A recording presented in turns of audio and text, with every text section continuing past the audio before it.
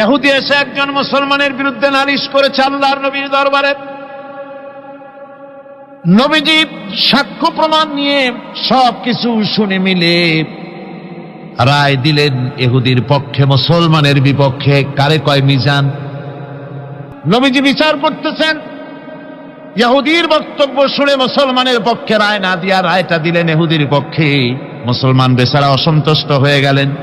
তিনি চলে গেলেন হযরত ওমর রাদিয়াল্লাহু তাআলা আনহুর কাছে। কপাল কত খারাপ, তার কাছে গিয়ে বলছেন আমিরুল মুমিনিন।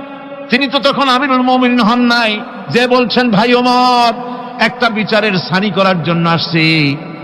বলে সানি আসছো আমার কাছে? পয়লা গেছিলা কার কাছে? গেছিলাম মুহাম্মদ সাল্লাল্লাহু আলাইহি ওয়াসাল্লামের কাছে। দেখেন অবস্থাটা।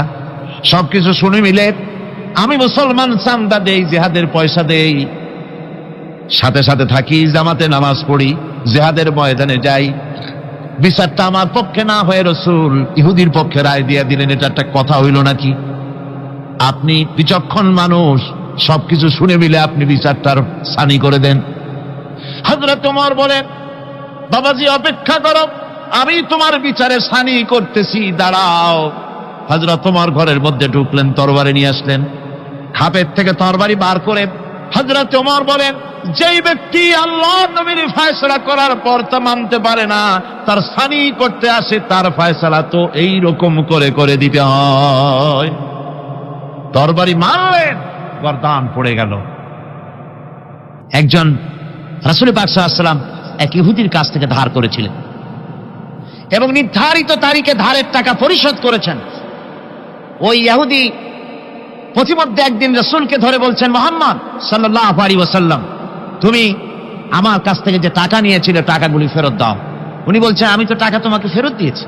কয় না, আমি টাকা পাই নাই, টাকা ফেরত দেয়। হুজুর বলছেন দিয়েছি, আর ও বলছে দাও। এমন সময় একজন সাহাবী এসছেন, বলছেন হুজুর এখানে কি হচ্ছে?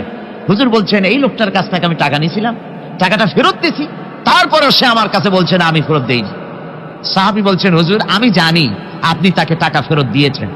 হুজুর বলছেন, তা কি করে হয়?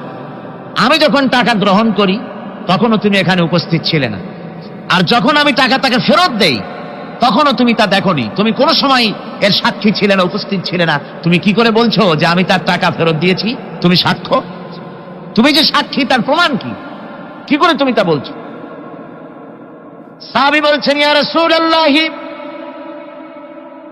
আমরা আল্লাহ রাব্বুল আলামিনকে চিনতাম না, অসংখ্য মূর্তি পূজা করতাম, আমাদের বাপ দাদারা 14 গোষ্ঠী মূর্তি পূজা করত। আপনি বলেছেন এই মূর্তি পূজা চলবে না, এক আল্লাহর গোলাম